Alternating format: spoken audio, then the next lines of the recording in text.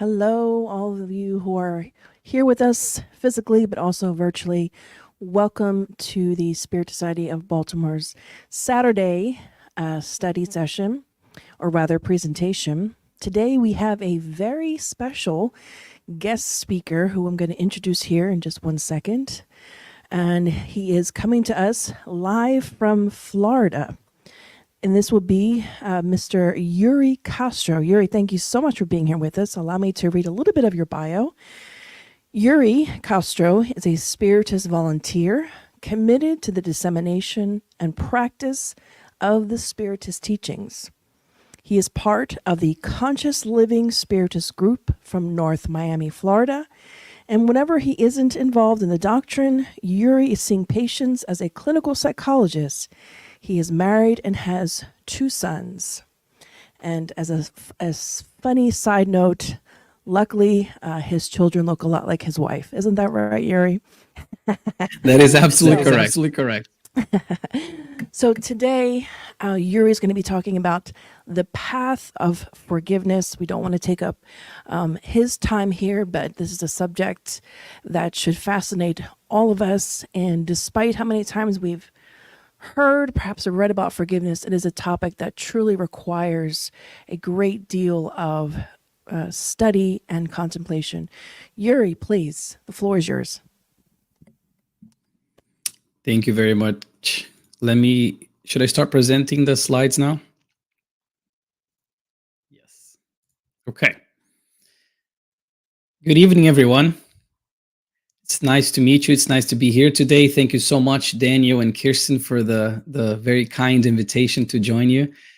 And whenever we're doing the prayer, I always ask that the spiritual benefactors, they can help me be an adequate instrument to pass on to these teachings so I can potentially instruct minds and inspire hearts. And the topic today is a very delicate one. Whenever we're talking about forgiveness, I know it's not easy. It's something that we, I believe, at some point have all struggled with and may still struggle with. So I want to bring some concepts that will help us understand some of the obstacles associated with the path of forgiveness and the path to forgiveness, as well as the blessings that will come along the way.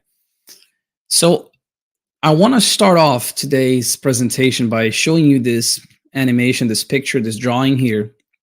And you don't have to say it out loud, but just in your own minds, think to yourselves, which one of these 3 is perhaps the path of forgiveness? Is it maybe like the hard one on the left there with the rocky terrain, sinkholes, the treacherous path? Or maybe is it the one on the right that says that's the easy path, free, clear path ahead with maybe some plants and flowers along it, or maybe something in between? So that's something that I want you guys to keep in mind, and we're gonna bring and revisit this idea later on in the presentation. The act of forgiveness is, like I said, it's something that is, and Kirsten already mentioned it, it's something that should fascinate us because it is often so hard for us to truly grasp what it is, what it entails, and above all, I think, to put it into practice. Unrestricted forgiveness, focus on the word unrestricted here, emanates from noble feelings, from true attitudes, and it is part of our evolution as immortal spirits to grasp and hone in to this virtue, this such an important virtue of forgiveness. And it is, one of the pillars, as we'll see, of noble feelings such as love. And then I want to ask everybody that's there, people online unfortunately cannot participate in this, but I want to do an exercise. I want to ask each and every one of you, is forgiving or asking for forgiveness a hard thing to do, or is it an easy thing to do? And this is what we can do. This is what I'm going to propose. Daniel, if you can show me the audience there, I'm going to ask them to do 3 things. I don't know if I can see them. Yes. Okay, good. I want you guys to, if you feel comfortable, please, to participate in this. So you can close your eyes. Everybody close their eyes. And then number 2 is, I want you to raise your hand if at any point in your life you have struggled with asking for forgiveness or forgiving someone or forgiving yourself. So if you've struggled with forgiveness, with your eyes closed, raise your hands. Maintain those hands up, those who raise them. And now I want you to open your eyes, keep those hands up, and look around. Open your eyes, keep those hands up, and look around. As we can see, we're all on the same boat here. As you see their hand, you guys can lower your hands now. Thank you for participating and being honest and open. We can see we're all in the same boat because we do struggle for to reaching the path for forgiveness. We do struggle to either ask for forgiveness or even forgive someone or even forgive ourselves, because that's also a big part of forgiveness as well, as we will see. And understanding, again, just through this simple exercise, we can see the importance of forgiving. And as we said before, what are some obstacles then? Because there are obstacles in this path. I put just a few of them there because maybe just the obstacles themselves could turn into a full lecture, a full presentation here. But I put pride, selfishness, arrogance, wrath, pessimism, vanity.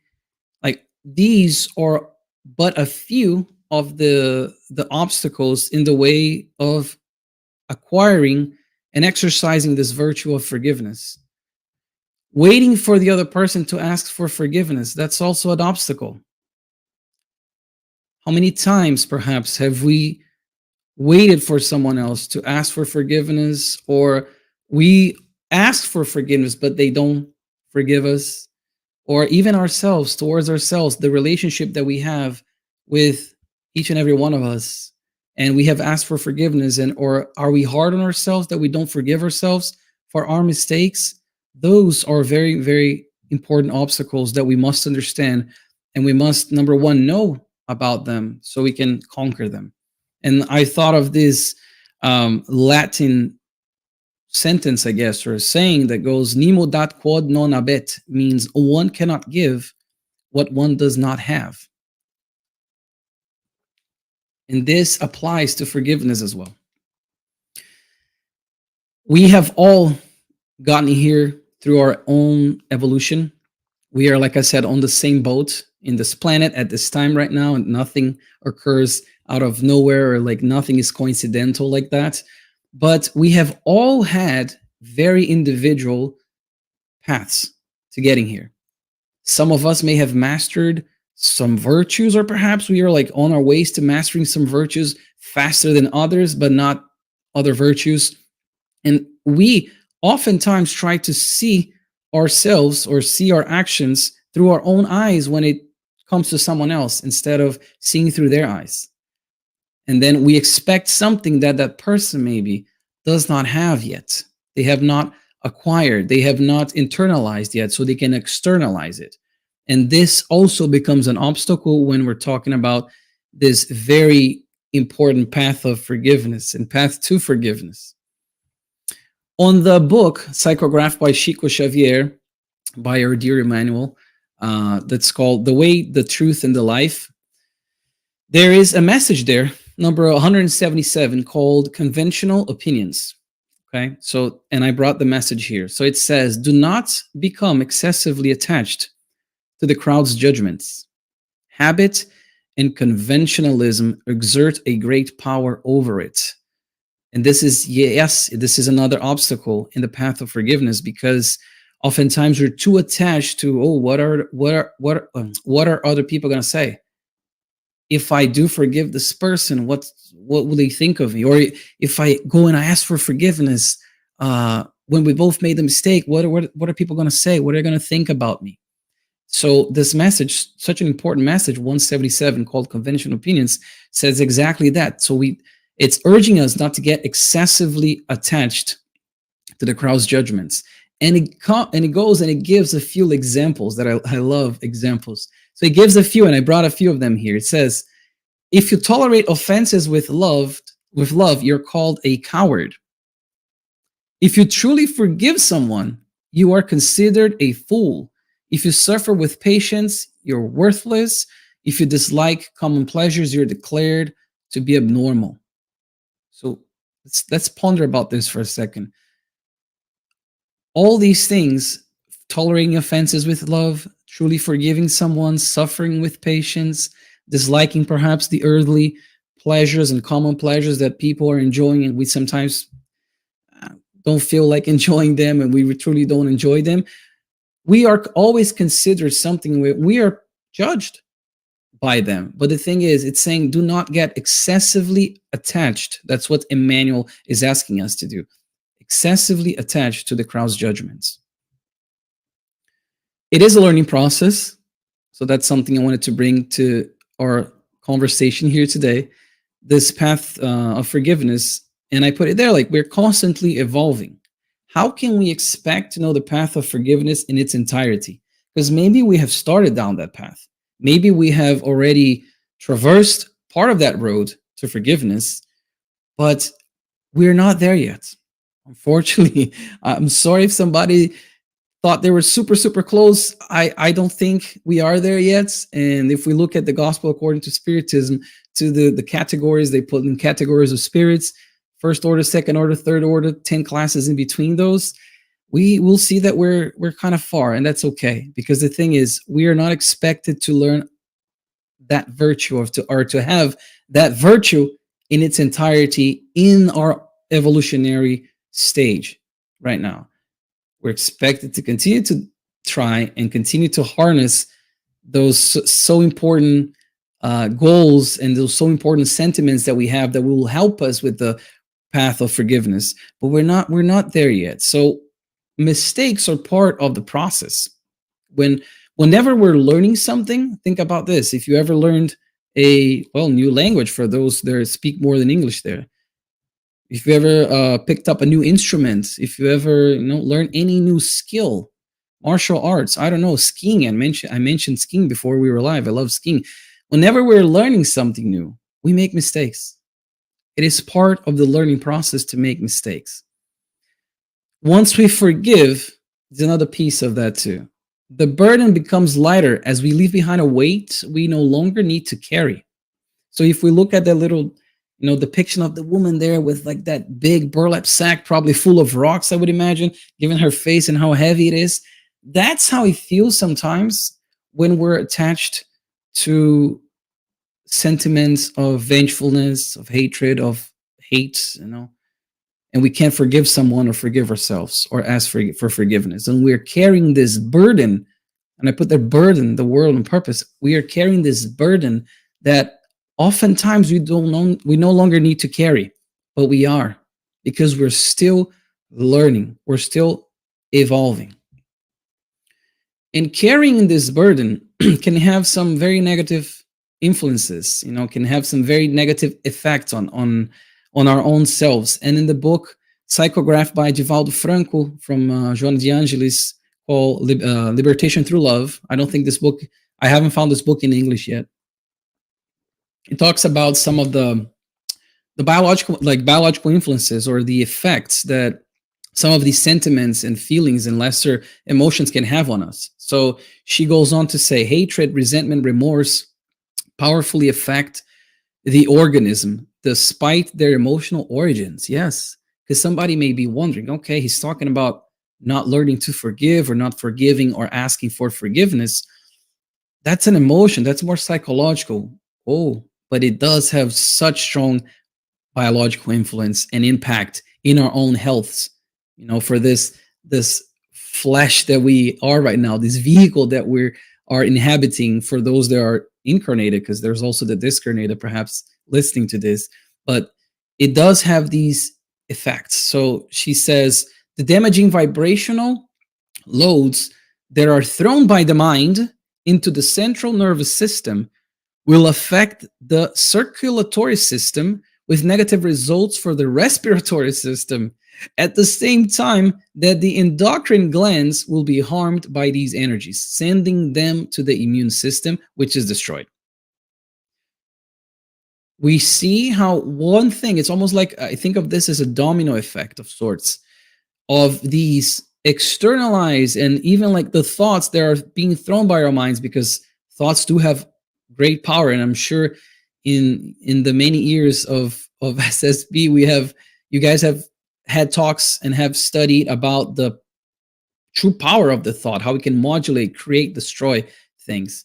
But that's for another lecture. But the idea here, she's saying, is that these vibrational loads, damaging vibrational loads, are thrown by the mind, and they influence the entire system, the nervous system that affects the circulatory system, that affects the respiratory, then the endocrine glands, and then the immune system. So everything is compromised once we're holding on to these emotions, these lesser feelings that get in the way of what? Of forgiveness. And she finishes by saying, a large number of organic illnesses and psychological disorders arise from what? Troubled feelings. She's saying organic illnesses, so the biological component, and the psychological disorders, let's call it the mental component, arise from troubled feelings, from emotions, from something else. So that's not psychological necessarily or organic, but they all influence these systems. So once again, bringing to our minds the importance of learning the path of forgiveness. If we go to the gospel according to Spiritism, they talk about 2 ways to forgive. Oops, should be problems there. It's in Portuguese. And avoid future problems. So there's 2 ways there. One is the noble and great way that they call, and let's say that's the A trajectory there when we're talking about evolution, okay? Noble and great, the first way to forgive. So it's truly generous without any hidden thoughts, which delicately avoids hurting the self-esteem and susceptibility of the adversary, even when that same adversary has no justification for his or her act. So this is a way to forgive without any hidden thoughts, and it delicately avoids hurting the person that supposedly hurt you, even if the adversary has no justification for his or her acts. That's what it says in the gospel. So like, even if they had no justification for hurting you, for offending you, you still forgive them, and you do it delicately. That's number one. Let's call it the A path, the A trajectory. Number 2 is when someone, that's the B one, okay? When someone who has been offended or thinks they have been offended imposes humiliating conditions on the supposed adversary, making them feel the weight of the pardon, which can only cause further irritation instead of calming, it says. Upon offering a hand to the offended, this is not done with benevolence, but rather with ostentation, so that the person that extended the hand may say to the others, look how generous I am. So we can think about these 2 different ways to forgive and really ponder, which one have we been doing perhaps, which one have we done in the past more than the other, which one do we want to be doing, which of those 2 ways do we want to adopt and internalize and then externalize it. So in other words, one is the forgiveness that comes from the heart, the other is from just the lips, just words that are empty and they carry hidden thoughts, as they said in the gospel according to Spiritism. And the lack of forgiveness, and I said that avoid future problems, whenever we're thinking of problems to ourselves and to other people, one thing we discuss, and we have plenty of examples in the Spiritist literature, are cases of obsession. Obsession due to a lack of forgiveness. There was one that I came across recently in one of the books by Ivone Pereira. The book, I don't think it's in English as well. It's called Love and Hate, the name of the book. And it was a case where a family, I think it was maybe like 5 individuals, discarnated. So they were there in spirit. They weren't incarnated anymore. They were obsessing this other family of 8 or 9 people, incarnated family, drove 2 of them to suicide, and a third one they almost managed to drive to suicide. So the obsessors, and then we dive into their story, their background. Okay, what's happening here? Why is this? Why are these like spirits obsessing, being like obsessors to these other incarnated spirits? And they found that, and this is Bezerra de Menezes. They found that what happened was that the family that is incarnated and is now suffering with like multiple uh, suicide attempts, and also 2 cases of people dying by suicide in their family. Some of those members, the most important members, let's call it the mom and the father, and like one of the sons, they were back in the middle of the 1500s. They were part of the Inquisition in Portugal and Spain, and they had completely destroyed this other family. There was an Orthodox Jewish family. They put them through insane tortures and eventually death, and everything before death, like the torture, the humiliation, the confiscation of their everything that they have, all the everything, like the money, the property, everything. And because of a lack of forgiveness, the family, this is back in the 1500s, they stayed from the spiritual plane, obsessing like these other individuals, becoming like true spiritual obsessors for over 400 years. And on the book, they describe how they still carried some of the marks of torture, like with the nails, with like the eyes. And I'm not going to go into much details here because it's very graphic. But the main thing fueling that connection, that destructive connection, was the lack of forgiveness. And if that doesn't bring to mind like the importance of forgiveness, I don't know what else can bring to mind. And of course, somebody may say that's a bit extreme, but that happens. And at its core, it's forgiveness that's there, and it wasn't there. So that made me think, and I said, that's something that I can bring to this talk about forgiveness, because it was at the core of their issues there. Imagine 400 years. And I always like to bring as well, I guess, given my background, my professional background, I like to bring some views from clinical psychology as well. And forgiveness is a big one. Some people will definitely perhaps need the assistance of a therapist, but at the very least, I think that we should phrase things, that we could phrase things in a way that it's going to be helpful even in the journey to forgiveness, of understanding. And I brought it here like the 4 phases of forgiveness. So number 1 is the uncovering phase. During the first phase of forgiveness, you will improve your understanding of the injustice and how it has impacted your life.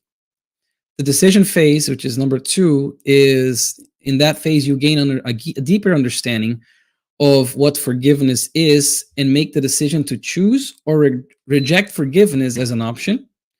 The work phase, this is the third phase. During this third phase, we will start to understand the offender in a new way, which will allow positive feelings towards the offender and yourself to gain a new understanding in a way. And the deepening phase, the last phase there, during the final phase of forgiveness, you will further decrease the negative emotions associated with the injustice. You may find meaning in the experiences and recognize ways in which you have grown as a result. And I think the last part of the last phase there is one that is very cathartic. It's very interesting to understand the ways in which we have grown as a result. So in the ways which we have grown as a result of what happened, in the path, the journey, the arduous path to forgiveness, and how we have grown from our experiences, because we cannot control exactly what happened to us, but we can definitely understand and learn and grow from that, and see also how responsible we are for those things that happen to us. So, and this is again one of the many psychological approaches that will help somebody in the road to forgiveness. But I thought this one was a practical one, and one that I wanted to bring for you guys today. Moving along, we can also see that in the book, The Astral City, in Portuguese, Nosso Lar, which talks about the spiritual colony, we have there's a passage there. There's a conversation between Laura and Andre Luis, who is the narrator of this book. It's a book psychographed by Chico, and there's even a movie that was done in 2010 about it. And she says this. She says, many spirits will spend centuries trying to overcome bitter feelings of hatred and resentment during their early sojourn. And if we think about, she said centuries, and we just think about the example I gave from the book Psychographed by Yvonne, the about 400 years that took those families to overcome that. So she continues on saying, the problem of forgiveness, according to Jesus, is extremely serious and cannot be accomplished merely with lip service, with empty words. For while a superficial pardon is but a question of words, those who would really forgive must dig deep into themselves and cast off the venomous drags of former times. So she's saying those who would really forgive must dig deep into themselves and cast off the venomous drags of former times. And the digging deep into themselves or ourselves can be very, very difficult, can be very, very hard, because as we do that, we realize how much more we still have to go, how much more we still have to progress. And it's not easy to overcome obstacles and challenges. That's why they're called obstacles. It's not easy, but it must be done, and it has been done already for us to be in this position that we are right now. But we still keep our minds focused for us to exercise that in this long, long journey of our own spiritual evolution.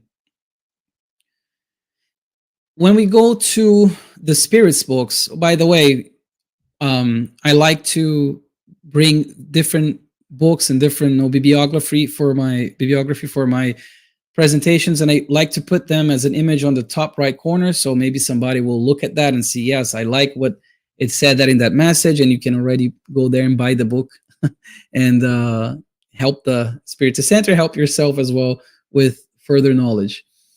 In the Spiritist book, in the question 886, it asks, what is the true meaning of the word charity as employed by Jesus? And they reply by saying benevolence for everyone, indulgence for the imperfections of others, and forgiveness of injuries. Forgiveness of injuries is the third one that they put there.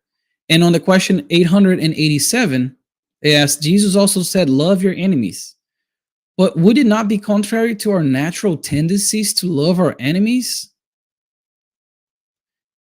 Their answer is, it would certainly be impossible for a man to feel tender and ardent affection for his enemies. And Jesus did not intend to prescribe anything of the kind. To, and this is in quotation, to love your enemies means to forgive them and to return good for evil, turn the other cheek. By doing so, you become their superior. By vengeance, you place yourselves beneath them. Look how powerful this specific answer is to this question 887. They say, it's impossible for a man to feel tender and ardent affection for his enemies, but the main thing it was to love your enemies in that little passage is to forgive them and to return good for evil. So not to exercise the payback, which again, if we go back to a few slides ago where we talked about conventional opinions, it is oftentimes what our society, still imperfect and still growing just as us, will sometimes say. You're going to forgive like that, just that easily? No. You got to make them pay. Like, they need to learn, make them pay, do this. Or you're going to ask for forgiveness when he or she is wronging you all the time and they have wronged you way more than you have them. You're going to ask for forgiveness. Again, these conventional opinions being obstacles and dragging us down. And it's saying loving your enemies means to forgive them and to return good for evil. In the book, and this is Daniel told me that this one is in the process of translation, so hopefully you guys are going to have that soon there for you to read in English. The Consoler by psychographed by Chico Xavier by our dear Emmanuel. A couple of questions there too, and one of them is interesting. It says 333. This is the question. It says, in the divine law, is there forgiveness without repentance? The divine law is one, that is that of love that encompasses all things and all creatures in the unlimited universe.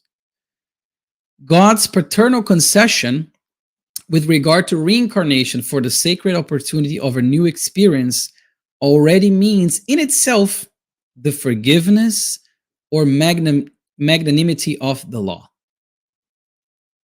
Already means in itself the concession of reincarnation, the forgiveness of magnanimity of the law with capital L.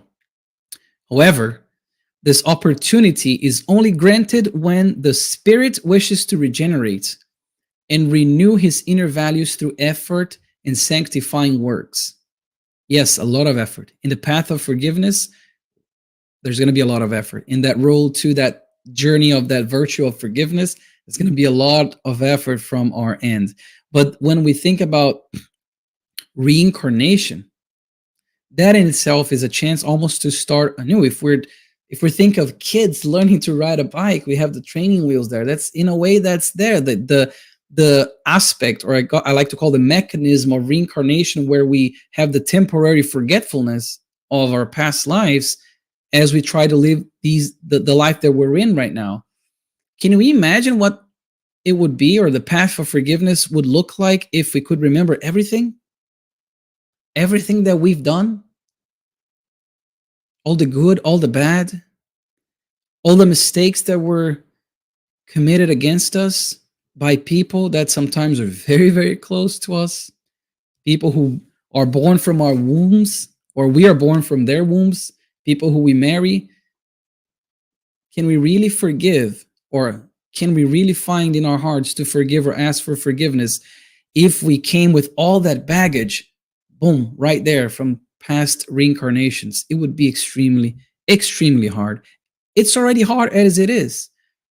But with a temporary forgetfulness, in a way, like I said, with the training wheels of the bicycle, we're getting some help there, because we can meet them in a way of where love permeates the relationship, instead of already knowing what that person did to us, or what we did to that person in previous lives, or in the spiritual plane as well.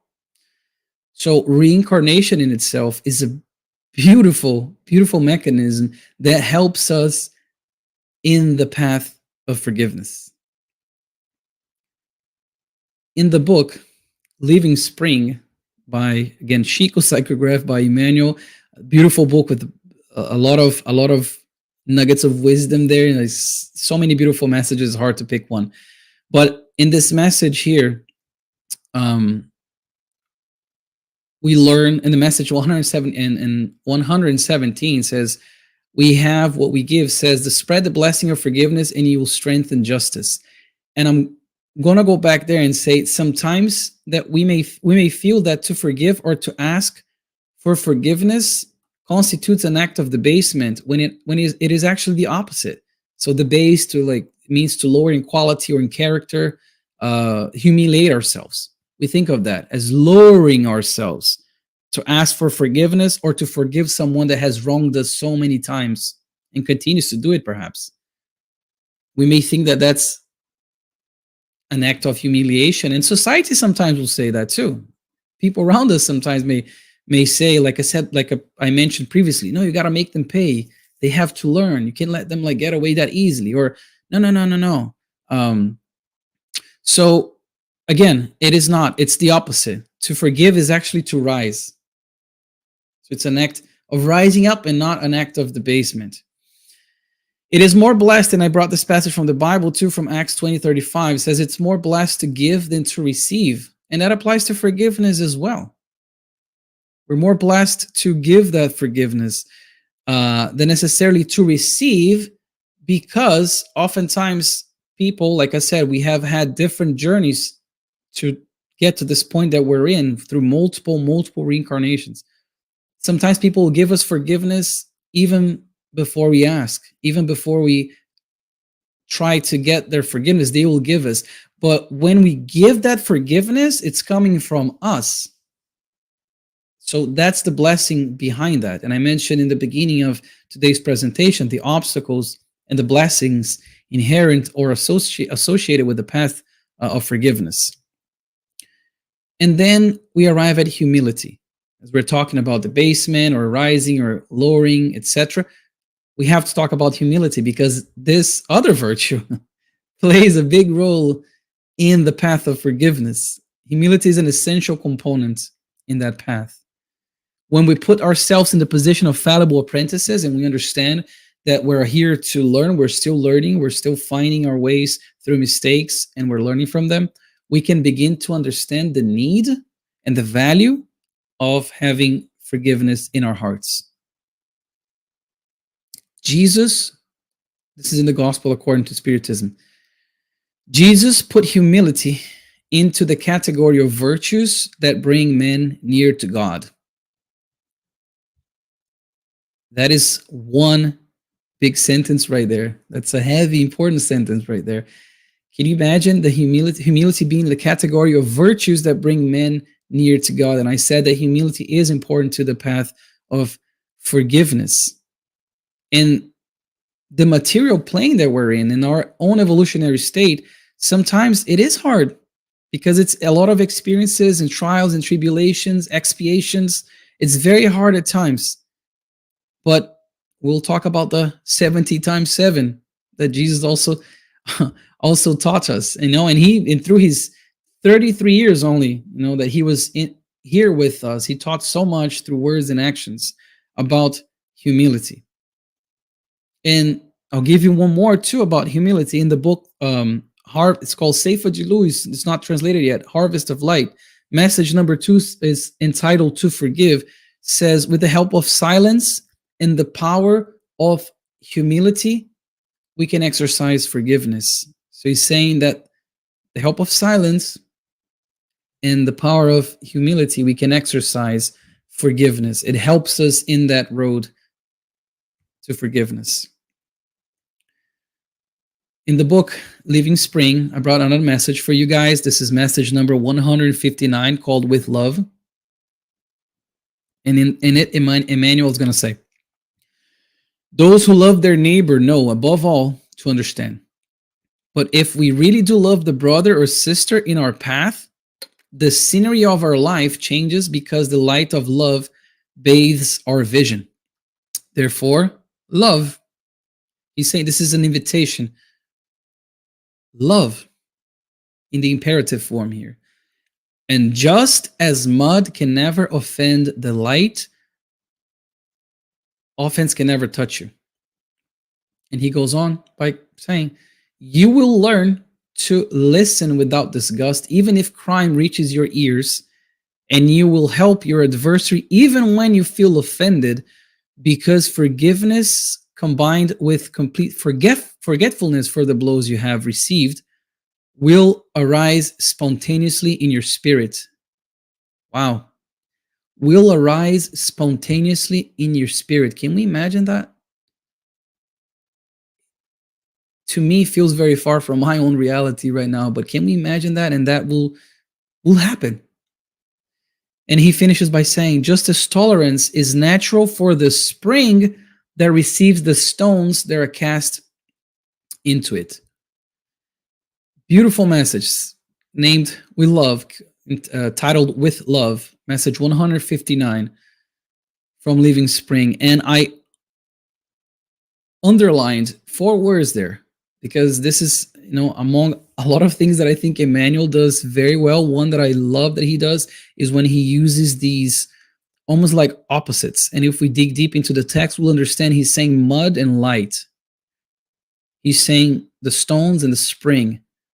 So these analogies with the light, love, and the spring, tolerance, serenity, and he's using almost opposites to that. The mud, thick, viscous, dirty oftentimes, and the stone, rough, coarse. But neither of those two things, mud or stone, can impact light and the spring. So love and tolerance and serenity.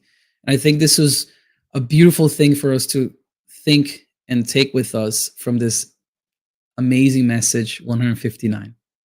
So in the path of forgiveness, and we talking about everything that takes there, we learn without a doubt that forgiveness is a gesture of love. Along with gratitude and other pillars, is one of the pillars of love, of this, the greatest sentiment, the greatest virtue, even, and feeling of all, which is love. And Chico Xavier used to say, forgiveness is a lesson so hard that Christ left it to the last part, to the end. And he even said too, this is Chico saying, that the courage of love creates the blessing of forgiveness. The courage of love creates the blessing of forgiveness, to show how these two things are interlaced and they play off of each other. But again, forgiveness is so fundamental with love, and love is part of the path of forgiveness.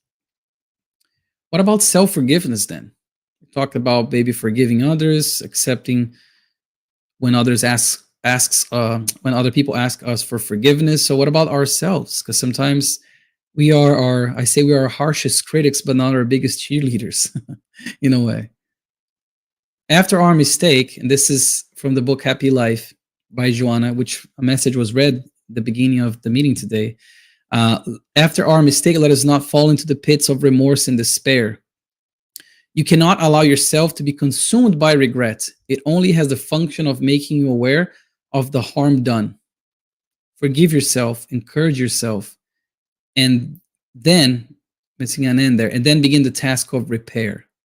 So not letting ourselves be consumed by this regret, by falling into the pits of remorse and despair that we have probably at some point, if not in this life, in other lives, we have done that.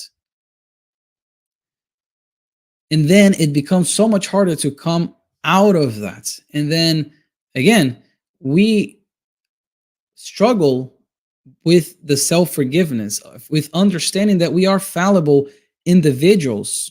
We are meant for perfection, but we're not there yet. And understanding that we're still learning a lot of these virtues is fundamental.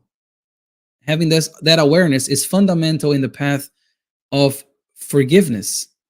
And it's also hard, I'm going to add that, it's also hard to succeed in forgiving someone else oftentimes if we don't stop to analyze ourselves first and realize that, such as with everybody else, we are also fallible, because some people may struggle more with forgiving themselves than forgiving someone else. And to those folks there, I say, remember, you're also fallible apprentices. We're also subject to failures. We're also here learning and evolving. Jesus in Our Days. This is the name of the book psychographed by Divaldo Franco, by Joana de Angelis. In this message, it talks about, do not nail yourself to the cross of a guilty conscience after you realize your error. Rise from the ashes and immediately start reparations, thus avoiding future expiatory returns. Ask for forgiveness and adopt a new approach regarding those whom you offended and harmed. If they forgive you, it will be good for all involved, but if not, understand them and move on, avoiding the same mistake. If they don't forgive you, understand and move on, and avoid the same mistake for those you have wronged. That's what it says there. That's what Joanna is urging us to do, is inviting us to do. And then we think about reconciliation then. There's that passage from the Bible there that, we must reconcile or seek reconciliation with our adversary while that person is still in our path. We don't know the future. We only have the present. We don't know what tomorrow will bring. And even if we take it from a macro standpoint, think of planetary transition. Think of our dear Earth becoming a planet of like regeneration, and how many people are going to be left behind and having and are going to be forced to go somewhere else. And then what if we have something with them? What if we are those people? Hopefully not, but we don't know when we're going to have other chances. We don't know exactly when we're going to be in the family that we are right now, in the condition that we are right now. It is important to act in the present, while it says there, while our adversary is still on our path.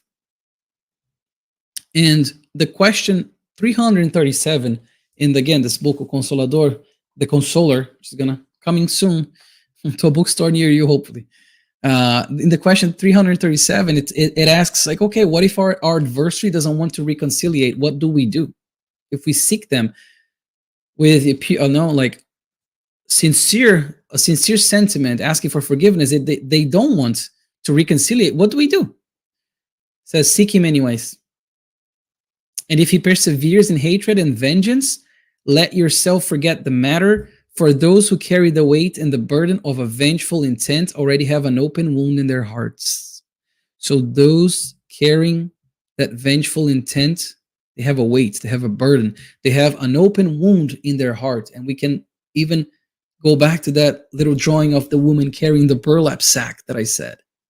It's filled with rocks, and it's an analogy for like these sentiments, these lesser feelings that we experience when we're faced with the obstacles of forgiveness.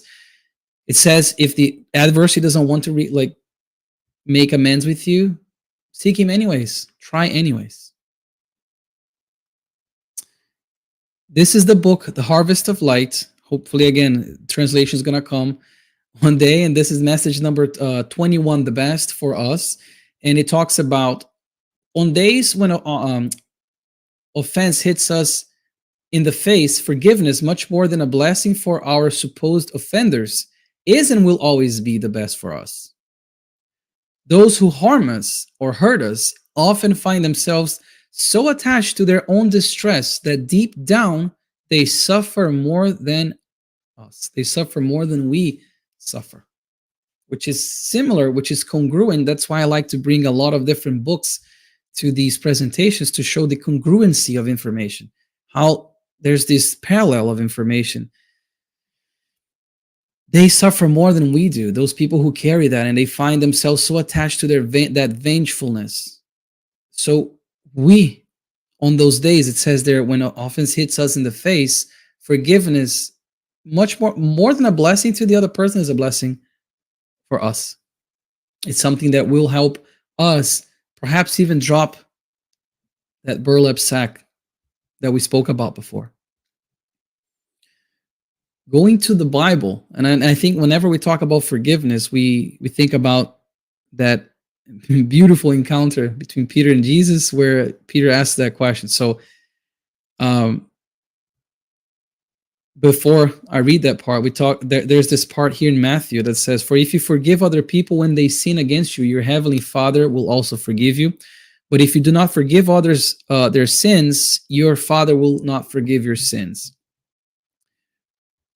Saying how we must act and not so much be preoccupied with what other people are doing. And in the passage that I mentioned, Peter comes to Jesus and says, Lord, how many times shall I forgive my brother or sister who sins against me? Up to 7 times? And in this moment, when I first heard about this and read about this, I try to put myself in that situation, in that point in time, and in Peter's mind, because can you imagine, like, Peter already knew like the magnanimity of Jesus, like how Jesus was so incredible. So when he asked that, I think that he was thinking, I'm gonna volunteer a number here that's very, very, very high. Because imagine, somebody forgiving once is hard, twice is extra hard, but 7, maybe 7, up to 7 times. And then Jesus answered, I tell you, not 7 times, but 70 times 7. That's 490 for those who didn't want to do the math right there. 490 times we must forgive, he's saying. And can you imagine Peter receiving that and thinking, wow, I thought 7 maybe was a lot, and now 490? Interestingly, when I was researching about this specific verse in different versions of the Bible, some of them said 77 times, not 70 times 7, which is way less than 490, but it's still, I would say, a very high number. But we'll go with the one that I found the most, which is 70 times 7. And we even, in the Gospel according to Spiritism, there's that passage too, and it mentions 70 times 7. And there's the story too with Chico about this woman that came to him, and she was so fed up with her family of her mistreating her, and they didn't want anything to do with her. They were disrespectful to her, offending her and everything. And then she came to Chico and she said, like, Chico, I've goes something like this. Like, Chico, I understand. I understand that we must forgive 490 times, and I've done that to my husband, my sons. I've done that. And then Chico was like, okay, Emmanuel is right here next to me, and he's saying it's not 490 like in total.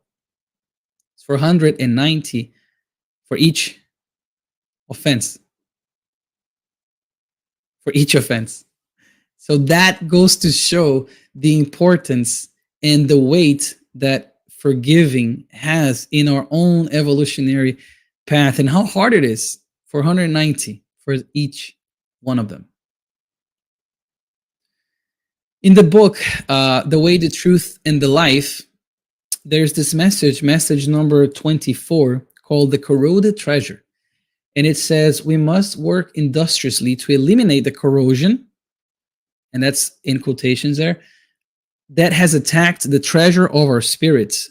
It is indispensable to grasp the perfect selflessness and unconditional forgiveness of the gospel story so that we may truly move forward to meet Christ. So he's talking about, Emmanuel here is talking about unconditional forgiveness. And we've seen before in previous slides about unrestricted forgiveness.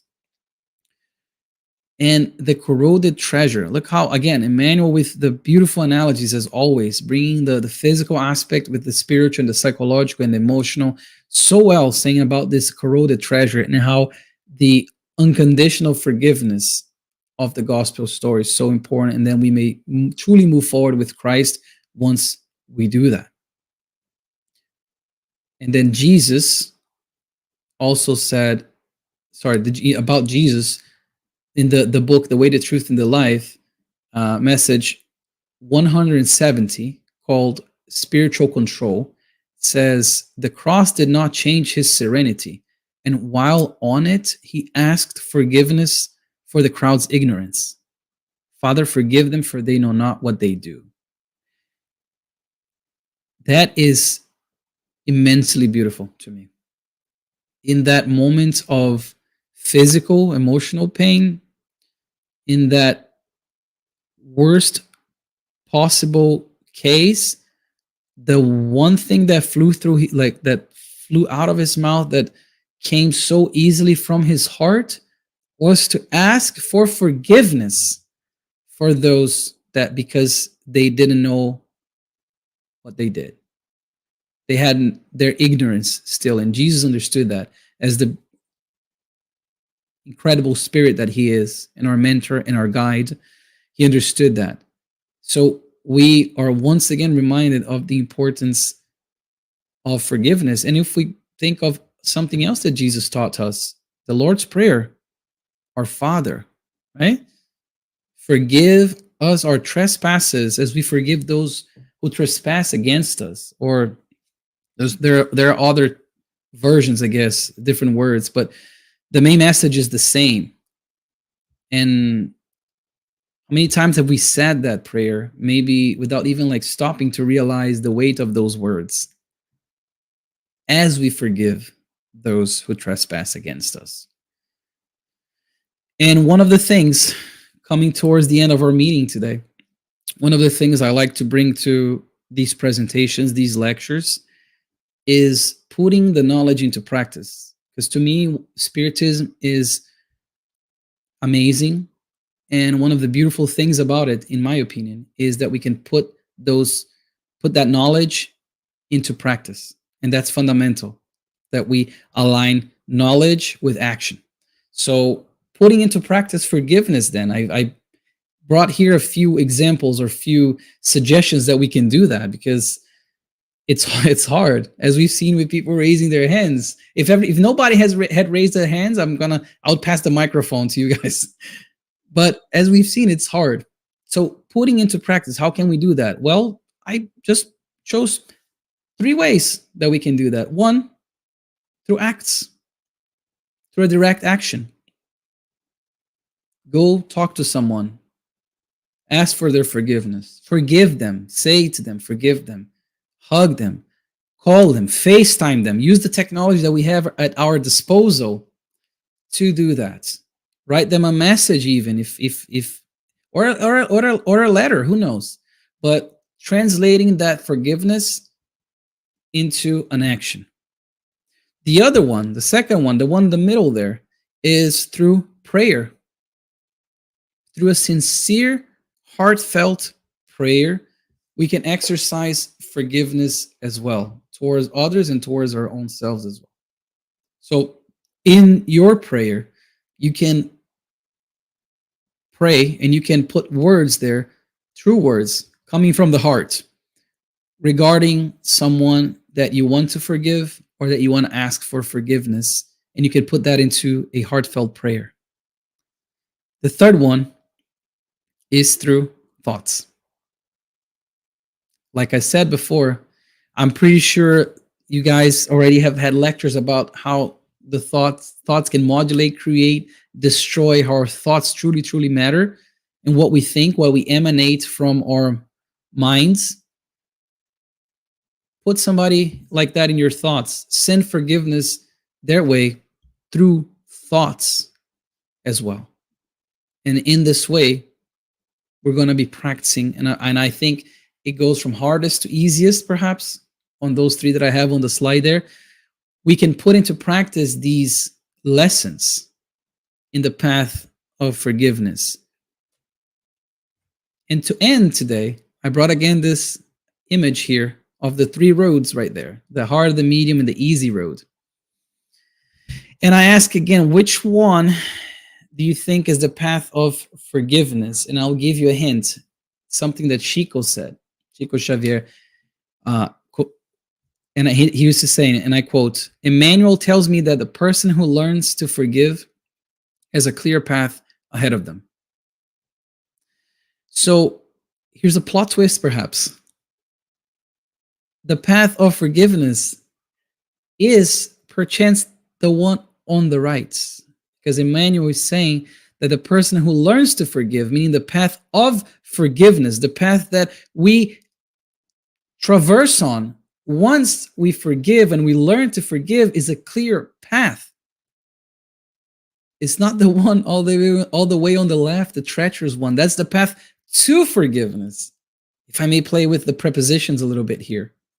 But the path of forgiveness, and isn't that the path that we want? The one on the right, where it's a clear path, devoid of these stones jutting out from the ground and these sinkholes?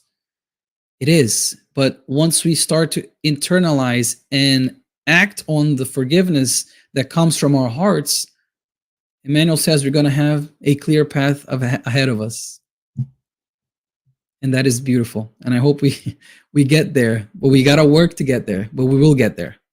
That's the hope. That's the piece of hope that I love that Spiritism brings, is this hopefulness that we will get there. We need to act. We need to study. We need to put into practice, but we will get there. So today, my brothers and sisters of Baltimore and those watching us online, I hope to have approached this topic with the delicateness that it deserves, but also giving words of hope to us so we can continue on our journey.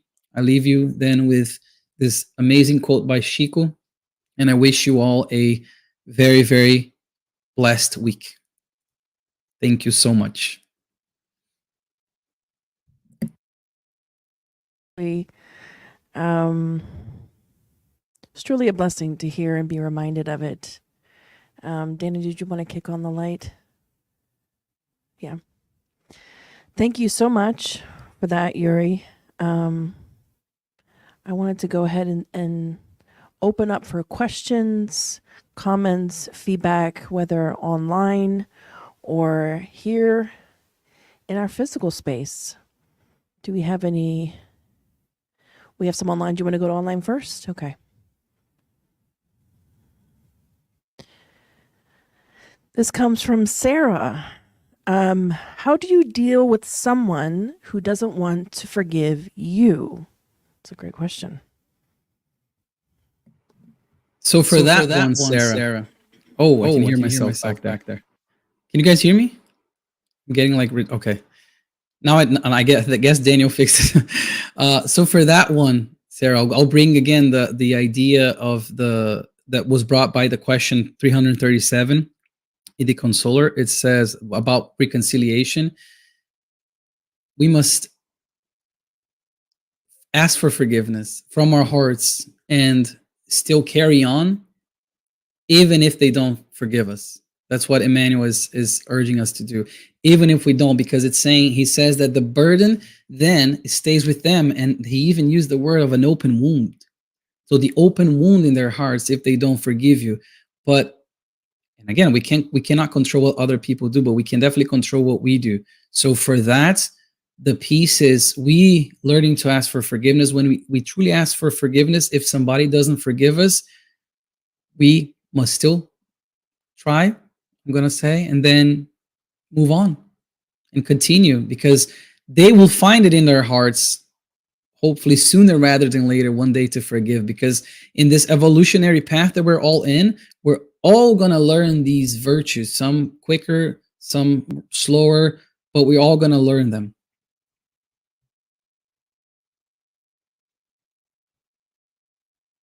Something I think many people struggle with is wanting that forgiveness from others. But we can only do our part. Perfect, Yuri. Any additional? Okay. This is from Alba Morales. I'm thinking about self-forgiveness. Why are we... Hold on my screen. Such a tough judges with ourselves, I think. There you go. Well, Alba, that speaks to my heart, because I'm very tough. I'm tougher on myself than on others. So for that, again, we go back to multiple reincarnations, all this baggage that we bring, and the past that led us here. Right now we have the temporary forgetfulness. I'm sorry. But the main thing is, it's so hard sometimes for us to understand that despite all the good that maybe we're doing, we're still fallible. We're still susceptible to making mistakes. And once we understand that we, as the other people, and again, I'm talking about what she's asking about, the difficulty in with the self-forgiveness and being such a tough judge, is because sometimes we may think that, okay, I already got this lesson in the pocket, I understand, and then we make a mistake and we're like, there's that little gap of like, I thought I was here, but now I'm finding myself here. And then bridging that gap is going to help in the road for self-forgiveness. And remember too, the 4 phases, how we grow in that process as well. Perfect. Anything additional, Daniel, from online? Okay, some comments we'll share. Heavy Horse, she is from Australia. Oh, she says, "Good morning from Australia, my dear friends. Good to be here with you." That's Melanie, if I'm not mistaken. Melanie from Australia. Thanks for joining in, Melanie. She says, I really needed to hear this, as I had been struggling the last few weeks. Thank you so much. Okay. Can you please add a list of books Yuri spoke about today, as I would like to reread them or buy them? Thanks. Absolutely, Melanie. We'll do that for you. Okay. Do we have I can do a list if you want, Kirsten, and then send it to Daniel, and then I can share it.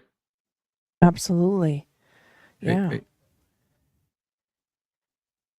And Melanie, if you'd like, you can send an email directly to the SSB, and we'll be able to answer you with that list that Yuri shares with us.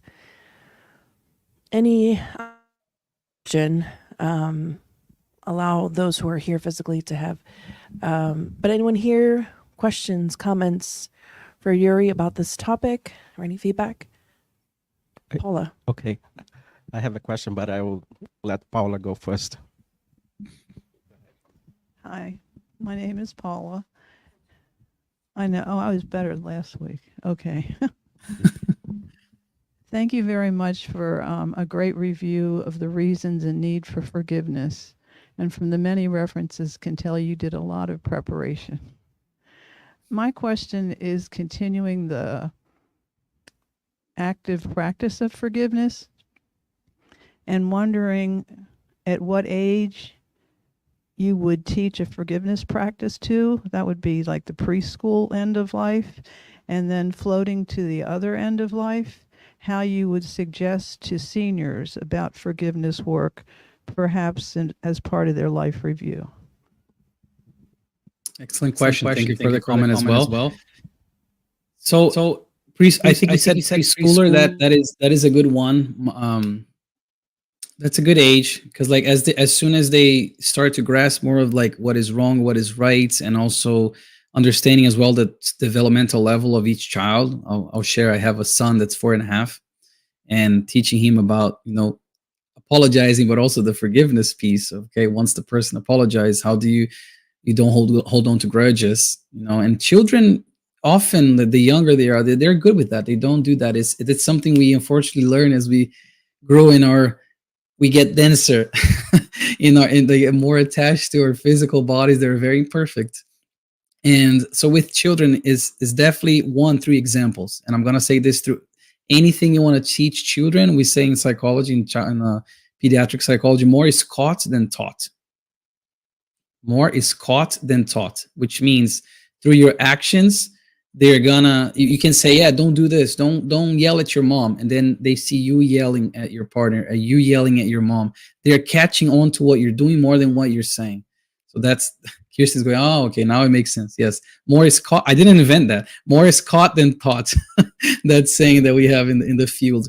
And so Paula, for your question, I guess the example is a big piece. I wouldn't focus so much necessarily on a specific age, because children do vary a lot, and depending on as well like their environments. But I would say that as early as possible, and especially changing ourselves through our examples, you can start teaching children and seniors too. And the seniors, if we think about, okay, as life in this realm, at least in the material plane, is nearing its end, what do we want to carry? Because the thing is, the body is going to stay, the material is going to stay behind, but the spirit is going to carry on. The things that the spirit learned is going to carry on with the spirit once it becomes discarnated again. So if you may say, oh, the senior may believe, okay, I'm not going to forgive because I'm not going to see this person anymore. I'm going to be dead soon. I'm already too old. But the thing is, this is but one of many passages that we have, and we also carry that through the other plane. It's just it is as important as a child as it is as an adult, because in the spectrum of our eternal life, this is a tiny grain in the sand.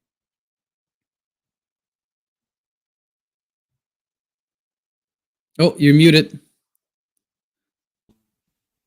So can you hear me now? Yes. So caught, not taught, right? More is caught, CAUGHT, than taught, as in the past of teaching. Oh, you're muted again.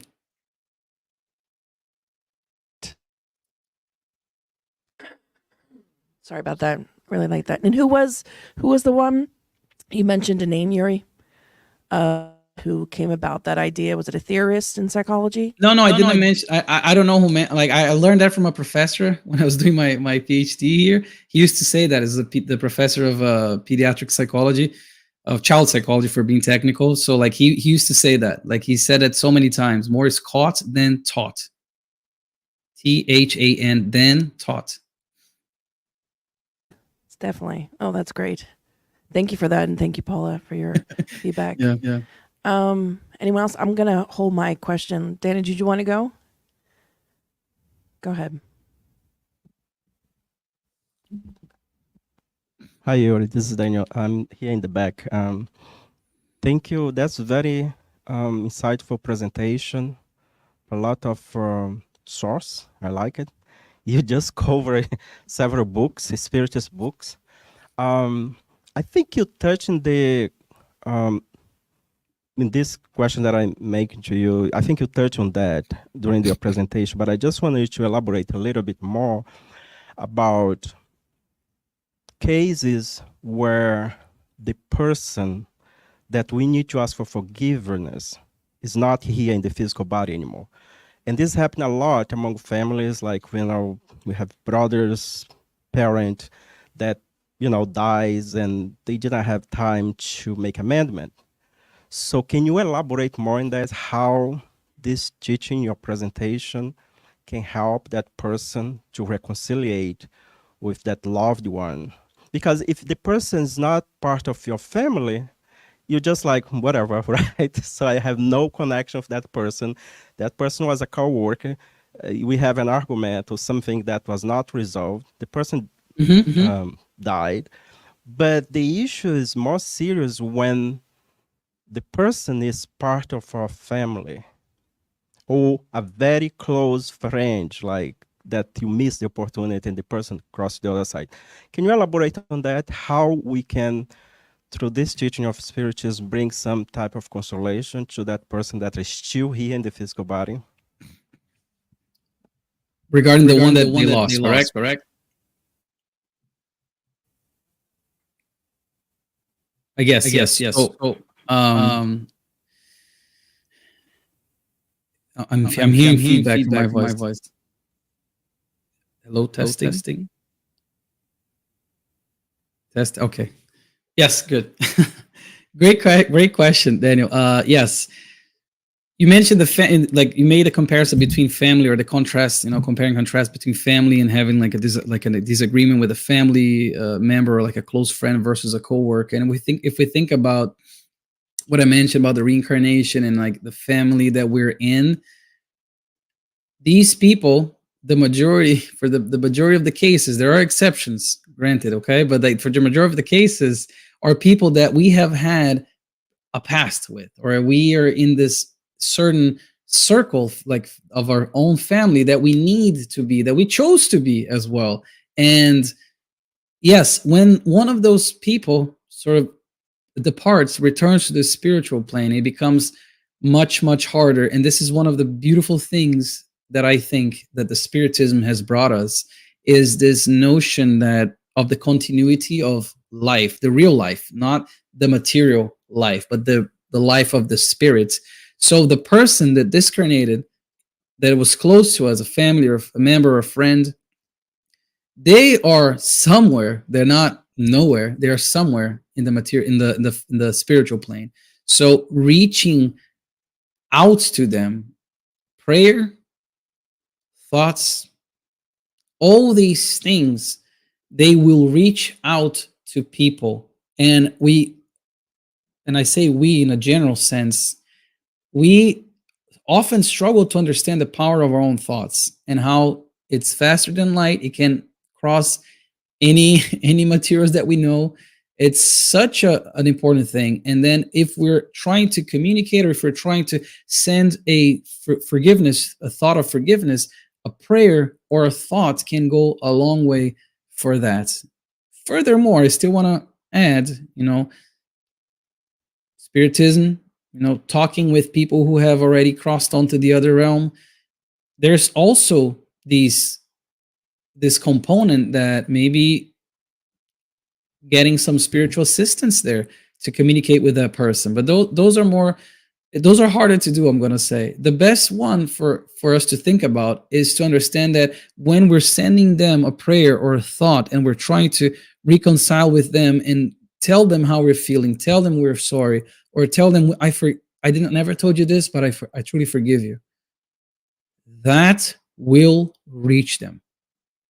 Even if we still in this world, this material world, we're not going to understand, that will reach them. And having that in our minds is very important, because then we can reach out to them as well.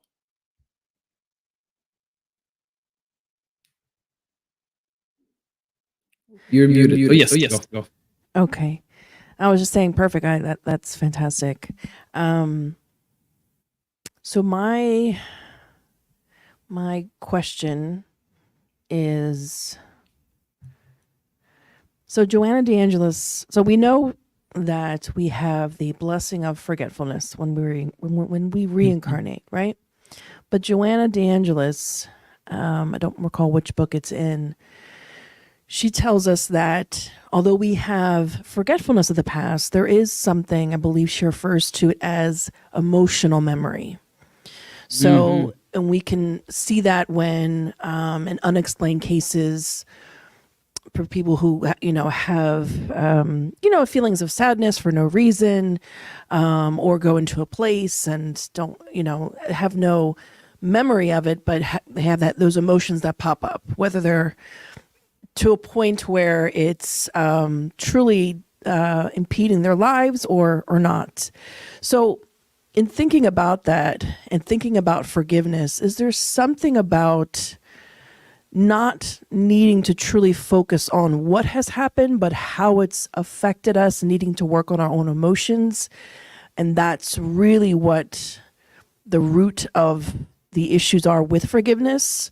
So it's not, what has happened and focusing on the exterior or, the actual facts, but more so just working on our own emotions. Would you say that makes sense, or how is that related at all?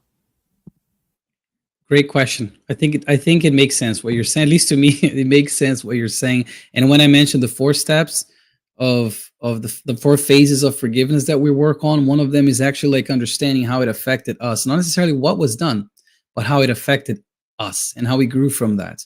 So yes, great point. I like to say that the temporary forgetfulness that we get is one is temporary, and 2 is not really like an obliteration of the memory or everything that happened. It's almost like you have a folder in your computer and you create that folder, you put some files in there, you don't see those files anymore, but they're there in your computer. They're not so easily accessible perhaps, but they're there. So it's a little bit like that. And as we go through life and we see our family, we have our family members, we have people that we connect, and we can't really understand how these possibly could be people that we've met in previous journeys here on earth. Same way, the opposite.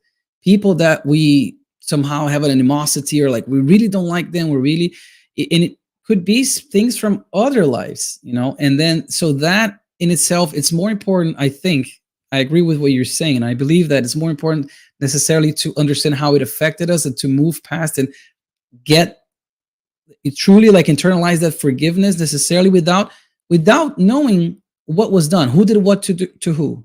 Did that person kill my family in that other life, or did I kill their family? But the thing is, we need to work through that forgiveness anyways, irrespective of what necessarily happened, because it could be something small, could be something grave, it could be something that happened 2,000 years ago, could be something that happened in our past life, their most recent life.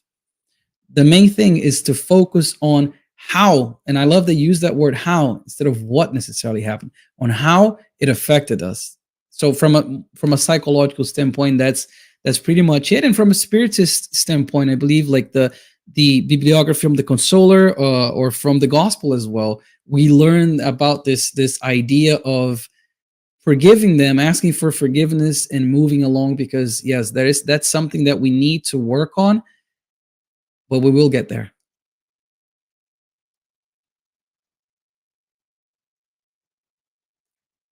And Daniel from online. Great. So I get to ask one last question, and then we'll close for this evening. So it's really popular right now, Yuri. Social media is pretty popular, right? The social networking, everything from TikTok to Facebook to X, formerly known as Twitter, and things of the like. So what has been really popular lately, not lately, really for I'd say the last few years, is this idea of cancel culture. And cancel culture, which somehow seems related with this idea of, and it seems pretty popular. It gains millions of views on a lot of different people's videos, on like TikTok, for instance, is this idea of cutting people off. And I don't mean that, when we're in traffic, you cut people off, but I mean cutting off people in our lives, mainly perhaps family or friends that are quote unquote toxic. So how do we, and it seems like this has become such a popular trend, because unfortunately that's how things happen with social media. So it seems like on one hand, forgiveness is a really hot topic. It's a very delicate topic, as you've stated. But how do we reconcile that, especially with our youth and really anyone that has access to social media, which is anyone that has access to social media of any age? How do we reconcile that or remedy that when we have so much exterior influences telling us, go ahead, don't forgive them, cut them off? First, I think great question again. Very on par with what we're seeing with our society and the advances of technology. As we know with the planetary transition, our problem right now is not of intellect or technology, but of moral. So once we advance that moral piece, and I say we as a society, we advance that moral piece, then we're going to be joined in joining this world in the world of regeneration. And I think that's the general more overview or response. But the response I want to give you with that is, yes, the cancel culture is strong with any instrument. I think we can use it for good or for bad. Right now we're streaming a Spiritist lecture, hopefully to help people to spread the Spiritism teachings and bring hope. Somebody may be streaming something else, something profane, something that that just brings and breeds hatred. So the technology itself, it's not even the issue. The issue is how we're using it because of our lowered morals right now. And I believe that when you mentioned the family, for instance, the whole thing with the youth and understanding how cancel culture and how we can I want to cut this person off from my life. I don't want to talk to that family member because I'm going to cancel him like I do with people online, etc. The reality is what I said. We only have the present. We don't have the future. Nothing happens by chance. The laws of God are unbreakable. We cannot avoid them. If we're here because we need to be here. And we chose to be here in this life as well. We asked for this opportunity to reincarnate and undertake a new challenge. So if we cut that person off, who, let's say, back in the spiritual world, we said, I want to come back as their son, as their wife, as their daughter, to reconcile, and then we're cutting them off, we're missing precious time. We're missing out on a precious opportunity to mend those wounds that were open and are still open probably. And we don't know when we're going to get that opportunity again. So this awareness piece, I think, is the key in what you're saying, because the awareness of the gravity of the situation and the importance of not falling into these, what Emmanuel said in the message 177, The Way, the Truth, and the Life, conventional opinions, do not get overly excessively attached to the crowd's judgments, to these conventional opinions. So people say, you shouldn't forgive them. You should cut them off. Cut them off from your life. We don't know when we're going to get an opportunity to work on ourselves and to mend the situations, the issues we have with that person. Yeah, I think it's akin to it. Or as you say that, it reminds me of a scene of the Jesus of Nazareth, an actual scene that was from the Bible when Jesus was jailed and the Romans come out, or the Roman authority comes to a crowd, and it was either, they asked the crowd of I believe it was Jewish people or a mix of people, and he said the Roman authority said, okay, do you want Jesus to be free, or I think it was Bar Jesus, but somebody who wasn't Jesus, which one do you want to free? And the crowd said Barbas. No, I said Bar Jesus. Barbarous. Yes. In any event, they didn't choose Jesus, but it was this crowd that was like, no, free this other person. So it was like this, this pressure to free who the crowd wanted. And I think that's the same today, but now it's on social media. Great talk. Thank you so much for staying and doing a Q&A with us. Fantastic. Truly, we are very blessed, and we're grateful that you came and gave this talk, Yuri. And we hope you'll come back in the future. And with that, we wanted to close out our session for this evening. And we're going to end with our prayer as well. Thank you. Okay.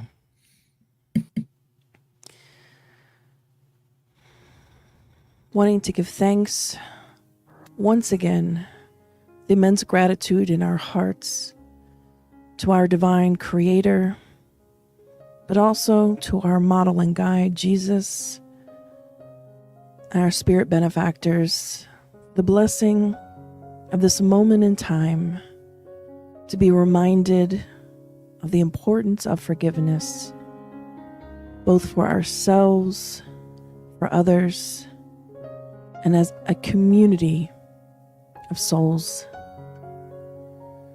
Dear God, may we take this lesson into our hearts, into our minds, into every fiber in our being, so that it might renovate us to make better decisions for our own growth and happiness, and for the happiness of one another.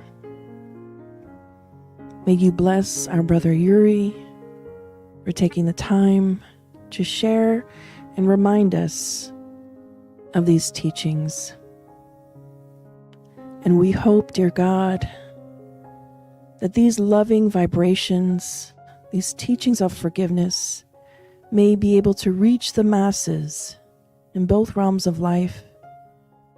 May this vibration and thoughts of love and forgiveness travel far and wide to all of those who are ready and willing to hear it and take it into their hearts. We ask, as always, that we may continue to work on ourselves, to work in this loving environment together,